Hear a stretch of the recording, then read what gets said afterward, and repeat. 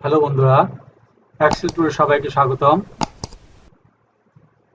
আজকে আমি নিয়ে এসেছি vlookup-এর আরো একটি ফাংশন বা কাজ। vlookup-এর এটা হচ্ছে 11তম পর্ব। যারা আমার vlookup-এর আগের পর্বগুলি দেখেননি তারা আমার এক্সেল টুর থেকে আগের পর্বগুলি দেখে আসবেন। আর এটা হচ্ছে অত্যন্ত গুরুত্বপূর্ণ একটি কাজ, স্কুলের রেজাল্ট শিটের একটি কাজ। যেই কাজটি সাধারণভাবে ইফ ফাংশনের মাধ্যমে আমরা করে থাকি। আর এখানে আমি এই ইফ ফাংশনের কাজটি দেখাবো vlookup-এর মাধ্যমে কিভাবে খুব দ্রুত অল্প সময়ে অল্প লিখে আমরা এই মার্কসের গ্রেড পয়েন্টটি পেতে পারি। স্কুলের রেজাল্ট শিটের যে গ্রেড পয়েন্ট আছে, মার্কসের ভিত্তিতে গ্রেড পয়েন্ট আছে, সেই গ্রেড পয়েন্ট আমরা সাধারণত ইফ ফাংশনের মধ্যে বের করে থাকি। ইফ ফাংশন বা এই ফর্মুলার মাধ্যমে বের করে থাকি।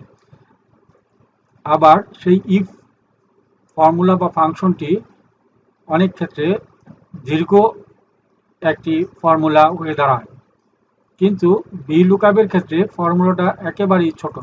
খুব সংক্ষেপে এই vlookup ফর্মুলা ব্যবহার করে এই স্কুলের রেজাল্ট শিটের গ্রেড তৈরি করা যায়।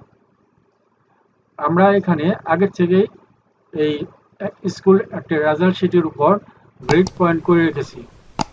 যেমন এখানে আমাদের এই স্কুলের যে গ্রেড পয়েন্ট, যে মার্কসের উপর গ্রেড পয়েন্ট, এই হচ্ছে এই চার্ট। এই চার্টের ভিত্তিতে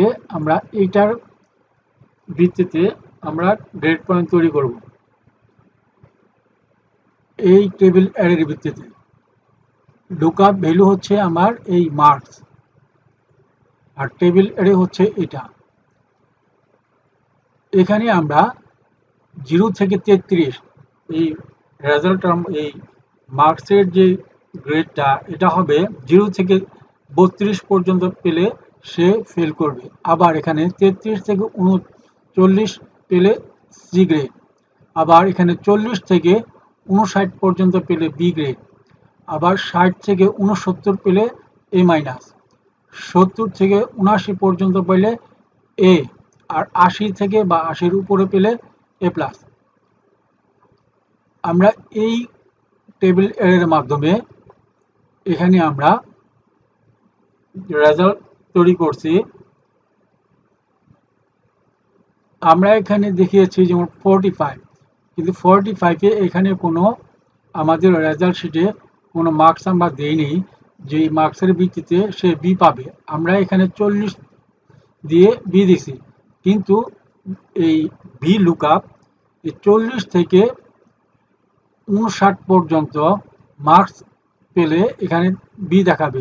আমরা এটাকে যদি চেঞ্জ করে দিই, আমরা যদি 59ও করে দেই, তাহলে এটা হবে বি। কিন্তু যদি আমরা এটাকে 60 লিখি, তাহলে হবে এ মাইনাস। ঠিক তদ্রূপ এটাকে যদি আমরা 70 লিখি, তাহলে হবে এ। আবার এটাকে যদি আমরা 31 লিখি, তাহলে দেখাবে ফেল। বা এটাকে যদি আমরা 15 লিখি, তাও দেখাবে ফেল। আমাদের এই টেবিল এরি থেকে vlookup ক্যালকুলেশন করে এখানে রেজাল্টটাকে শো করেছে। তাহলে চলুন দেখি আমরা কিভাবে এটা তৈরি করা হয়, vlookup-এর মাধ্যমে কিভাবে গ্রেড পয়েন্ট তৈরি করতে হয়। বন্ধুরা, যারা আমার এক্সেল টুরে নতুন, তাদেরকে অনুরোধ করব সাবস্ক্রাইব করার জন্য, চ্যানেলটিকে সাবস্ক্রাইব করার জন্য, কমেন্টস করার জন্য, শেয়ার করার জন্য। আর যারা ইতিমধ্যেই সাবস্ক্রাইব করেছেন, কমেন্টস করেছেন, শেয়ার করেছেন, তাদেরকে জানাই ধন্যবাদ। তাহলে চলুন আমরা দেখি কিভাবে আমরা এই vlookup-এর মাধ্যমে একটি স্কুলের রেজাল্ট শিট তৈরি করতে পারি। এর পূর্বে এটাকে আমরা ডিলিট করে দিই।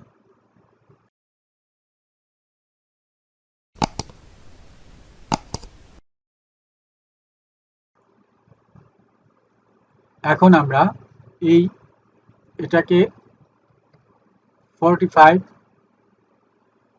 করে দিলাম। এখন আমরা এখানে vlookup এর সূত্র লিখব। vlookup এর সূত্র হচ্ছে ইকুয়াল টু vlookup